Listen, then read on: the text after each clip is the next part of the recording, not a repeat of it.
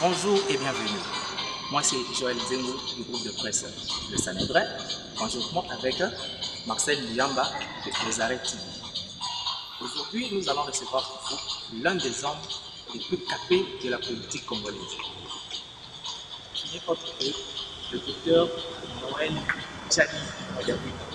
À date locale, nous allons décortiquer 60 ans d'anniversaire de l'indépendance, l'actualité de la RDC au regard de son économie. Voilà, cette interview est à suivre l'intégralité sur Les Arrêts TV, sur Les Sanedrin Magazine. Et l'essentiel vous sera encore décortiqué dans le magazine Les Sanedrin qui va apparaître bientôt. Nous vous laissons, nous vous appelons maintenant à suivre cette interview en intégralité.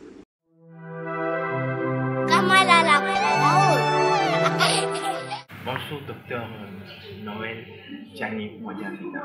Bonjour. Nous sommes devant vous pour que vous puissiez vous présenter le grand public de la RDC, qui puisse aussi vous connaître. Et ce que vous représentez dans la scène politique de la RDC. Oui, comme vous l'avez dit, on m'appelle docteur Noël Tchadi Modiabi, en congolais. J'étais né à Nganajika, dans l'actuelle province d'Allemagne à l'époque de Kasaï oriental, où j'avais étudié l'école primaire, mais également l'école secondaire, jusqu'à obtenir, comme tous les enfants congolais, mon diplôme d'État. Et après, je suis allé à Paris, à l'Institut supérieur de gestion, 3e cycle, où j'ai rencontré Martin Fayoulou. Et après avoir terminé, je suis allé aux États-Unis faire ce qu'on appelle MBA, Masters of Business Administration, maîtrise en administration des affaires, avec spécialisation en banque et marché financier.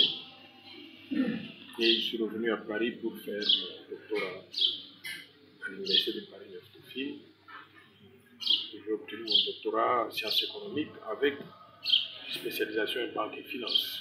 Et je suis retourné aux États-Unis. Pendant que j'ai travaillé déjà, j'ai dû aller aussi à Harvard, à l'université de Harvard, pour faire un diplôme post-doctoral en leadership et management à la Banque mondiale. Je suis resté 30 ans. J'ai fait plusieurs pays, plusieurs départements. Et avant de quitter, j'étais directeur résident de la Banque mondiale. J'ai travaillé sur les 5 continents, sur 85 pays différents. Donc, utilisant cette expérience-là, j'avais été tiqué par quelque chose a attiré mon attention. C'est que partout où j'allais, et avec parfois mon assistance, ou l'assistance de l'équipe, de mon équipe à la Banque mondiale, j'ai vu que certains pays faisaient des progrès. Même en temps de crise, les pays montent des stratégies pour réussir, pour sortir de crise. Mais la crise au Congo, elle est permanente depuis 1960 jusqu'à aujourd'hui, on n'est jamais sorti de là. J'ai vu des pays qui se développaient, qui sortaient du groupe des pays très pauvres, très endettés pour devenir pays émergents. Et je me suis dit, pourquoi pas mon pays aussi. Je me suis mis à rédiger ce qu'on appelle le plan Marshall de Noël Tchadi pour la reconstruction et développement de la RDC, une vision de développement pour développer mon pays, pour que ça devienne aussi un meilleur pays, comparable à ce que j'ai vu ailleurs. Voilà grosso modo ma petite histoire. En tout cas, à vous entendre parler, nous verrons que vous avez d'abord une forte expérience et aussi vous êtes vraiment capé dans le domaine économique. Et là maintenant, comme vous avez parlé, la RDC est en train de tendre vers ses 60 ans d'indépendance. Mais en tout cas, la situation économique de la RDC ne semble toujours pas décoller. Avec votre expérience, je pense bien que peut-être avec votre plan Marshall de Noël Tchadi, est-ce que c'est dans ce plan-là qu'il y a des prérogatifs pour enfin booster la politique de la RDC? Ou en réalité, qu'est-ce qu'il faut réellement à la RDC pour enfin être autonome sur le plan économique? Vous savez, quand j'ai rédigé le plan Marshall, le point de départ était de faire un diagnostic sincère de la situation du pays. Parce que nous, Congolais, nous avons tendance à être fanatisés. Nous n'aimons pas qu'on nous dise qu'on est un mauvais pays dans tel domaine. On veut être les meilleurs. On dit, on prétend être les meilleurs. Si vous donnez un exemple, vous parlez des États-Unis, vous parlez de l'Indonésie, immédiatement les gens réagissent en disant Ah, mais celui-là, mais comment il peut comparer donc les États-Unis avec la RDC? Si vous parlez de l'Indonésie, ils vont vous dire la même chose. Si vous parlez du Sénégal, ils ne veulent pas qu'on compare notre pays à d'autres pays. Or, si vous ne le faites pas, c'est que vous n'avez pas une base de comparaison. Vous ne pourrez pas, vous ne pourrez pas savoir si vous êtes dans le bon ou dans le mauvais par rapport aux autres. C'est comme si vous étiez dans une classe en 6e année secondaire. Vous étudiez, mais vous ne voulez pas qu'on puisse vous classer. Moi, j'aimais bien qu'on nous classe parce que j'étais toujours premier de la classe. Et je me battais pour me positionner par rapport aux autres, comme ça. Et si vous avez appris donc ce genre de technique-là, vous allez l'appliquer donc dans tout ce que vous faites. Maintenant, quelle est la situation de la RDC 60 ans après l'indépendance? Je constate que on est littéralement parmi les damnés de la terre, parmi les derniers. Nous avons échoué et il faut que les Congolais prennent conscience de ça. Nous avons échoué sur le plan du développement. Pourquoi? Parce qu'avec les ressources naturelles que nous avons, avec la taille du pays que nous avons, avec la grande population que nous avons, nous pouvions être ce pays-là qui tire toute l'Afrique vers le haut, le pays le plus avancé d'Afrique. Mais nous sommes les derniers, nous tirons l'Afrique vers le bas. Pour vous en convaincre, je voudrais mentionner 3 ou 4 indicateurs. Le premier, c'est quand on classe tous les pays du monde en utilisant comme critère le niveau de vie de la population, c'est-à-dire le produit intérieur brut par habitant. On a 226 pays. Nous sommes littéralement 225e, 224e, avant-dernier. Le seul pays qui est derrière nous, c'est la République centrafricaine. Un petit pays, pas de la taille, ce n'est même pas la taille donc, de la commune de Baroumou. Donc, sur le plan de niveau de vie de la population, nous sommes les derniers. Quand on prend un deuxième indicateur,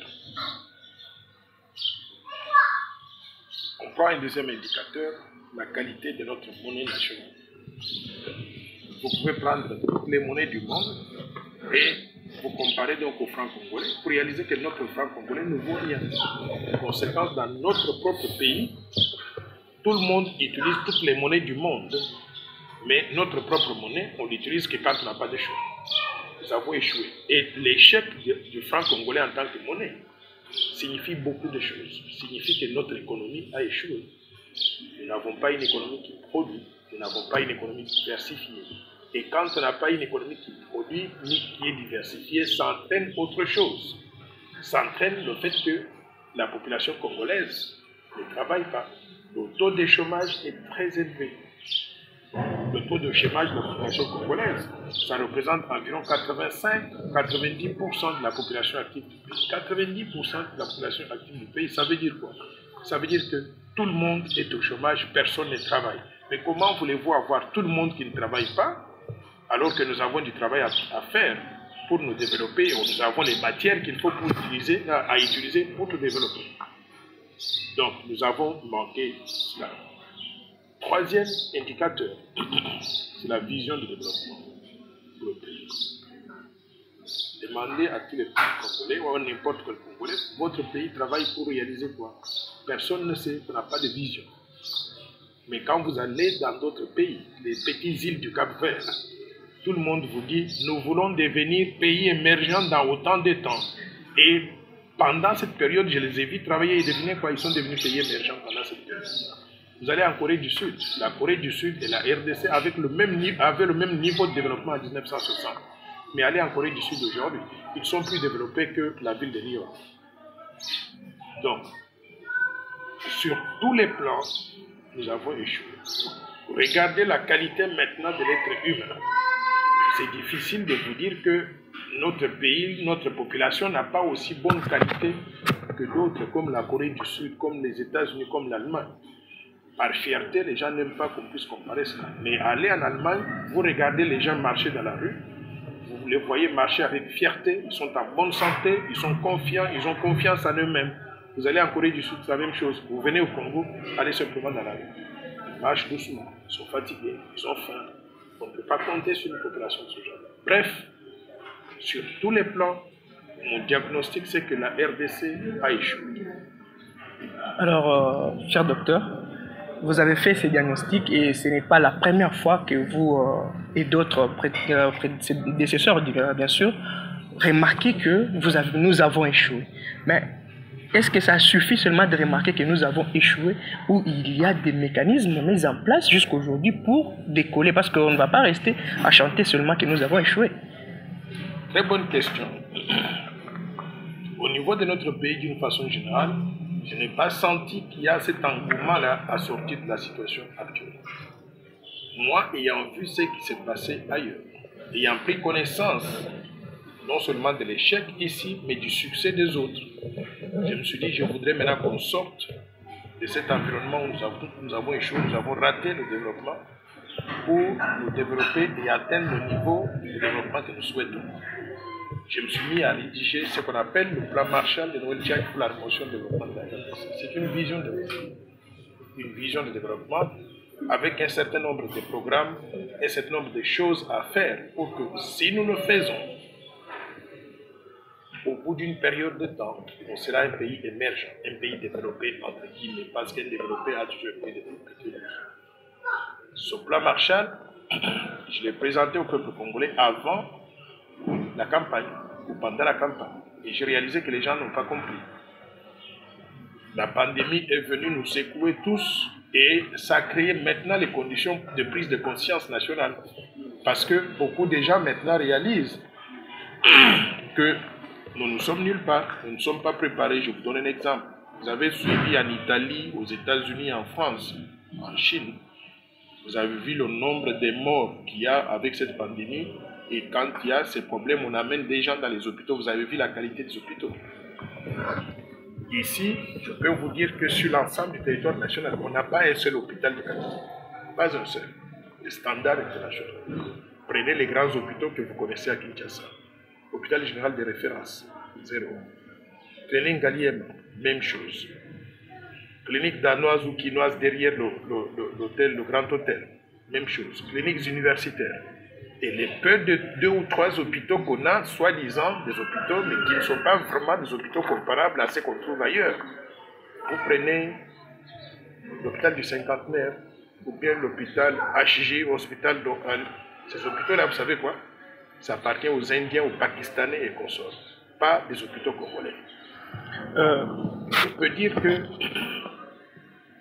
en prenant conscience maintenant de ça, moi, je pense qu'il est possible de se développer, mais en ayant une vision du développement très claire, avec des objectifs très clairs, des choses à faire très clairement, étalées dans le temps, mais ma propre volonté seule ne va pas suffire.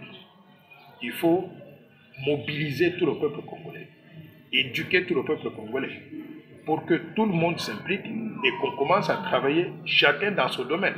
Et je vais vous dire que dans le domaine du développement, si on a 100 millions d'habitants comme nous sommes aujourd'hui, nous avons besoin de tout le monde, chacun dans ce domaine. Vous êtes journaliste, vous devez être le meilleur dans votre domaine. Trésor Mputu, il est footballeur, et Mantampi, ils doivent être les meilleurs dans le domaine du football. Kofi Olomide et Sidi Loke, ils doivent être les meilleurs dans le domaine de la musique. Si chacun de nous est meilleur dans ce domaine, et chacun de nous se déploie, nous allons développer maintenant la RDC de façon exponentielle pour atteindre la vitesse de croisière et devenir un pays émergent en 15 ans. Voilà, vous avez soulevé un point important, la pandémie actuelle qui a ramené tout le monde au temps de réflexion, au revenir sur soi pour examiner justement la situation du pays. Mais, cette pandémie aussi pose une question de repositionnement. Quelle sera notre façon de voir ou notre économie après cette pandémie? Parce que déjà nous sommes par terre et la pandémie est venue aussi rajouter ce que vous avez vu, vous avez dit au début, crise mondiale, comme on le disait. Est-ce que vous êtes sûr qu'il y a une prise de conscience nationale par rapport à cette situation qui va encore, si on peut bien le dire, s'empirer dans quelques jours? Je sens qu'on n'a pas encore pris conscience. Et malheureusement, je vais illustrer mon propos par quelques exemples. Lorsque la pandémie a commencé, notre gouvernement a alloué combien d'argent à la lutte contre la propagation de la maladie? 1,8 million de dollars. Mais 1,8 million de dollars, c'est pour avoir quoi? Juste pour vous donner une idée de comparaison. La France, qui a un peu moins de population que nous, a alloué près de 350 milliards d'euros, disons 400 milliards de dollars. L'Allemagne a à peu près les mêmes montants. L'Angleterre, je ne compare pas simplement par rapport à ces pays européens, mais les pays africains. Le Sénégal, le Nigeria, le Ghana ont alloué plus de ressources, 1000 fois plus élevées que les ressources que la RDC, un grand pays avec une grande population, avait alloué à cela. Tout le monde a crié. L'équipe de riposte a été même modeste en présentant un budget de 135 millions de dollars et le gouvernement jusqu'aujourd'hui là, incapable de pouvoir trouver des voies et moyens pour mobiliser cet argent. Et ils sont passés, M. Ilunga Ilunga, notre Premier ministre, est passé de 1,8 million de dollars. Après, il dit, oh, nous avons déjà dépensé 3 millions. Mais quand est-ce que vous avez alloué les 3 millions? Et puis après, tout récemment, au Sénat, il dit, au Parlement, il dit, oh, on a déjà dépensé 10 millions de dollars. Mais vous dépensez juste comme ça quand vous voulez, secrètement, sans avoir annoncé au préalable que voici le budget qu'il y a pour faire cette lutte-là. Mais ce n'est pas comme ça qu'on gère un pays. Ce n'est pas comme ça qu'on gère un pays. Et maintenant, quand vous allez dans les hôpitaux, vous réalisez que les gens ne sont pas préparés. Il n'y a pas un hôpital moderne, il n'y a pas de lit moderne, il n'y a pas de respirateurs. Les respirateurs, c'est-à-dire quand vous êtes atteint de coronavirus, et que ça atteint un certain niveau, il faut qu'on vous connecte à ces respirateurs pour vous permettre de respirer, n'est-ce pas? Nous sommes 100 millions de Congolais, on a 65 respirateurs sur l'ensemble du territoire national. 65. C'est-à-dire, la plupart des gens, on les amène à l'hôpital, on est incapable de pouvoir les connecter au respirateur et ils meurent de même là-bas. Conséquence, beaucoup de personnes préfèrent ne pas aller à l'hôpital, ils préfèrent être soignés dans leur propre maison. On fait venir des médecins privés pour venir s'occuper d'eux. Mais ce système-là entraîne la propagation à grande échelle de la maladie. Vous savez pourquoi? Quand vous êtes à la maison, vous êtes dans un cadre familial avec des gens autour, les enfants autour, les cousins autour. Ils ne voient pas la distance nécessaire qu'il faut garder par rapport aux malades. Donc, propagation de la maladie à tous les membres de la famille beaucoup plus rapidement que si vous étiez dans un hôpital. Donc, nous ne sommes pas préparés et je crois que nous n'avons pas encore pris conscience de la gravité de la situation dans laquelle nous sommes. Merci beaucoup, cher docteur. Nous vous disons sincèrement merci pour avoir disposé de ces temps pour parler avec nous et nous pensons, comme vous avez dit, que nous aurons encore le temps de parler en profondeur de ces plans Maréchal que vous avez rédigés pour le développement de la RDC. À tous ceux qui nous ont suivis aujourd'hui, merci à Joël Zemou et merci à tous qui vont s'abonner à la chaîne Ozare TV et cette émission est à suivre aussi sur la page de Sanedrin Magazine et vous allez découvrir sur nos pages, nos notes publications de quelques jours dans les pages de Sanedrin Magazine, comme j'allais le dire, ce sera un magazine en papier. Je vous dis beaucoup, merci beaucoup.